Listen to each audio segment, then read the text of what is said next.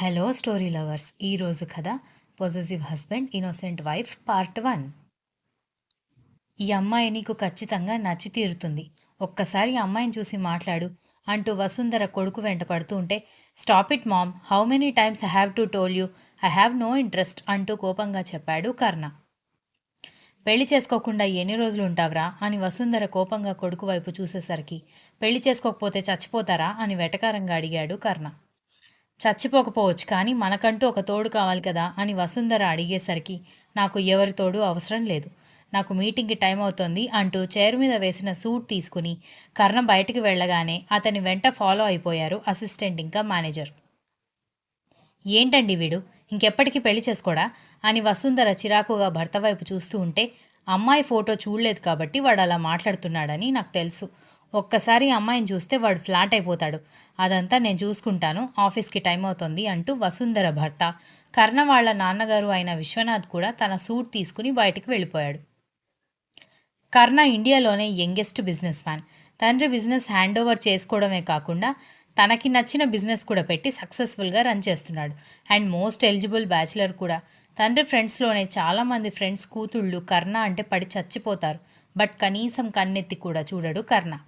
అలాంటి ఆరోగ్యంట్ బాబుకి పెళ్లి చేయాలని వాళ్ళ అమ్మగారు తాపత్రయపడుతున్నారు. కర్ణ కారులో కూర్చోగానే మేనేజర్ కర్ణ పక్కన, అసిస్టెంట్ డ్రైవర్ పక్కన కూర్చోవడంతో కర్ణ కార్ ఆఫీస్ వైపుకి కదిలితే, ఆ రోజు జరిగే విషయాలన్నిటి గురించి షెడ్యూల్ వివరిస్తున్నాడు అసిస్టెంట్. మేనేజర్ మౌనంగా ఇద్దరిని చూస్తూ కూర్చున్నాడు. ఆఫీస్ చేరుకోగానే డ్రైవర్ కారు దిగి కర్ణ కోసం కారు డోర్ ఓపెన్ చేయడంతో కర్ణ సూట్ సరిచేసుకుంటూ కారు దిగగానే అతన్ని చూడగానే ఆఫీస్లో ఎంప్లాయీస్ అందరూ అటెన్షన్ మోడ్లోకి వచ్చేశారు. అతని వెనుక అసిస్టెంట్ మేనేజర్ వినయంగా ఫాలో అవుతూ ఉండగా లోపలికి వెళ్ళిన కర్ణ వైపు చూసి అందరూ గుడ్ మార్నింగ్ సార్ అని విష్ చేస్తూ ఉంటే, తిరిగి వాళ్ళందరినీ పొలైట్గా విష్ చేసి తన ఛాంబర్కి వెళ్ళిపోయి ఆ రోజున్న మీటింగ్స్ అన్నీ త్వరగా షెడ్యూల్ చేయమని ఆర్డర్స్ వేయడంతో అసిస్టెంట్ మేనేజర్ పరిగెత్తారు. ఏం మాట్లాడుతున్నారు నాన్న మీరు? మన పరిస్థితి సరిగ్గా లేదు, ఈ టైంలో పెళ్ళేంటి, అది కూడా మీ బాస్ కొడుకుతో అని దక్ష కంగారుగా తండ్రి వైపు చూస్తూ ఉంటే, నన్నేం చేయమంటావమ్మా, ఆ రోజు గుడిలో మా మేడం నిన్ను చూశారంట, నువ్వు బాగా నచ్చావని నిన్ను తన కోడలుగా చేసుకుంటానని అడిగితే, లేదండి మా పరిస్థితి బాగాలేదు, ఇప్పుడు పెళ్లి చేసే పరిస్థితి కాదు, అయినా మీకు మాకు ఏం సరిపోలుతుంది అని నేను చెబితే ఆవిడ నేను గౌరవిస్తున్నాను అనుకుంటుందనుకుంటున్నావా? పొగరుగా సమాధానం చెప్పాను అనుకుంటుంది దక్ష. నా మాట వింతల్లి, మంచి సంబంధం, అబ్బాయి చాలా అందగాడు, కో అంటే 1,000,000 మంది క్యూలో నిలబడతారు అనగానే, అంతమంది లైన్లో నిలబడినప్పుడు వాళ్ళని చేసుకోమని చెప్పొచ్చు కదా నాన్న అని అంది దక్ష. దక్ష, ఇది నీ పెళ్లి సమస్య మాత్రమే కాదు, మన కుటుంబ సమస్య కూడా. నువ్వు ఇప్పుడు గనక పెళ్లి ఇష్టం లేదు అన్నావంటే మీ నాన్నగారి ఉద్యోగం పోతుంది. అప్పుడు మన ఇంట్లో సమస్యలు ఇంకా పెరుగుతాయి. నీ చదువు పూర్తయిపోయింది, నీ తర్వాత ఉన్న చెల్లెలు తమ్ముడు చదువు పూర్తి అవ్వాలంటే మీ నాన్నగారు ఉద్యోగం చేయాల్సిందే అని దక్ష వాళ్ళమ్మ మహాలక్ష్మి కూడా బలవంతం చేయడంతో దక్ష ఏమీ మాట్లాడలేకపోయింది. అమ్మ, ఒకసారి నా మాట వినండి. పెద్దింటి నుంచి ఇలాంటి ప్రపోజల్స్ వస్తే ఉరుక్కుంటూ పరిగెత్తుకుంటూ వెళ్ళడమే కాదు, అసలు వాళ్ళు ఏ ఉద్దేశంతో మనల్ని పెళ్లి చేసుకుంటాను అన్నారు అనేది కూడా ఆలోచించాలి అనగానే, నేను వాళ్ళ దగ్గర 25 ఏళ్ల నుంచి పని చేస్తున్నాను దక్ష, నాకు వాళ్ళ గురించి బాగా తెలుసు, వాళ్ళు మనుషులని మోసం చేసే రకాలు కాదు అని తండ్రి భాస్కర్ కూడా చెప్పేసరికి ఇంకా దక్షకి కాదని చెప్పే అవకాశం లేకుండా పోయింది. ఆఫీస్కి వెళ్ళిన విశ్వనాథ్ ఏదో కొడుకుతో మాట్లాడాలి అన్నట్టుగా ల్యాప్టాప్ తీసుకుని కొడుకు క్యాబిన్లోకి వెళ్ళి, నాన్న ఒకసారి ప్రాజెక్ట్ గురించి డిస్కస్ చేయాలి అంటూ ల్యాప్టాప్ ఓపెన్ చేసి దక్ష ఫోటో కనపడేలా డిస్ప్లే చేయడంతో దక్ష ఫోటో చూసిన కర్ణ కళ్ళు అలా లాక్ అయిపోతే, అయ్యో ఇది ఉదయం మీ మమ్మీ చూడమని చెప్పిన అమ్మాయి ఫోటో అంటూ ఫోటో స్క్రోల్ చేయగానే, డాడీ 1 సెకండ్ అంటూ ఆ ఫోటో మళ్ళీ స్క్రోల్ చేసి ఆ ఫోటో వైపు అలాగే చూస్తుంటే విశ్వనాథ్ నవ్వుకున్నాడు. ఏంట్రా ప్రాజెక్ట్ గురించి మాట్లాడాలి అంటూ ఉంటే ఆ అమ్మాయి ఫోటో చూస్తావేంటి అనగానే, డాడీ నాకు ఈ పెళ్ళి ఇష్టమే, ఎంత త్వరగా వీలైతే అంత త్వరగా పెళ్ళికి అరేంజ్మెంట్స్ చేయండి అని చెప్పడంతో విశ్వనాథ్ తన ప్లాన్ సక్సెస్ అయినందుకు నవ్వుకుంటూ అదే విషయం భార్యకి మెసేజ్ చేయడంతో ఆవిడ కూడా ఆశ్చర్యపోయింది.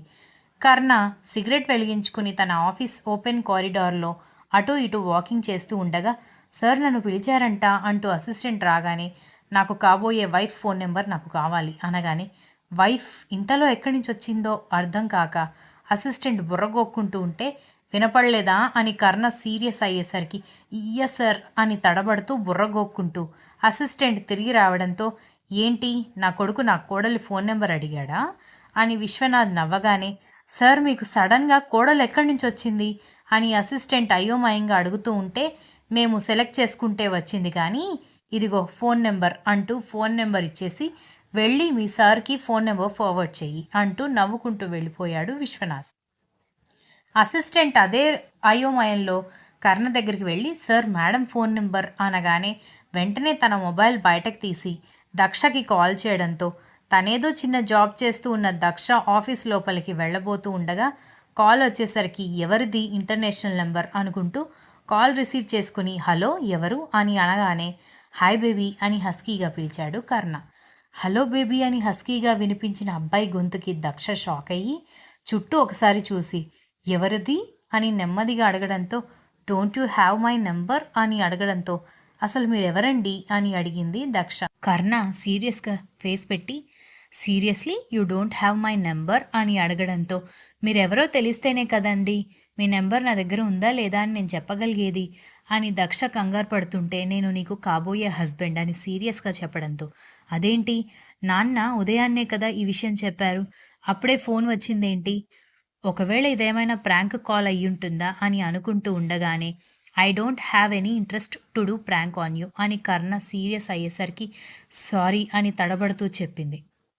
కర్ణ సైలెంట్ అయ్యేసరికి సారీ అండి ఈ విషయం గురించి మా నాన్నగారు మార్నింగ్ చెప్పారు అందుకే నేను ఈ విషయం ఆలోచిస్తూ ఆఫీస్కి వచ్చేసాను కానీ మీ నెంబర్ తీసుకోవాలని ఆలోచన నాకు రాలేదండి ఐఎమ్ సో సారీ అని దక్ష కంగారు పడుతుంటే ఇట్స్ ఓకే నీ ఆఫీస్ ఎక్కడా అని అడగడంతో ఎందుకండి అని అడిగింది దక్ష.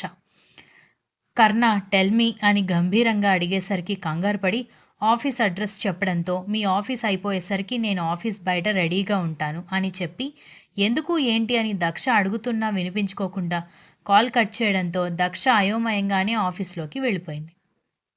అమ్మ నా కొడక పెళ్ళంటే ఇంట్రెస్ట్ లేదని తోడే అవసరం లేదని మీ మమ్మీ దగ్గర కటింగ్ ఇచ్చి ఇక్కడేమో పాపం ఆ పిల్లని బెదరగొట్టేస్తున్నావు అనుకున్నాడు కొడుకు మాటలన్నీ ఆ పక్కన నిలబడి వింటున్న విశ్వనాథ్.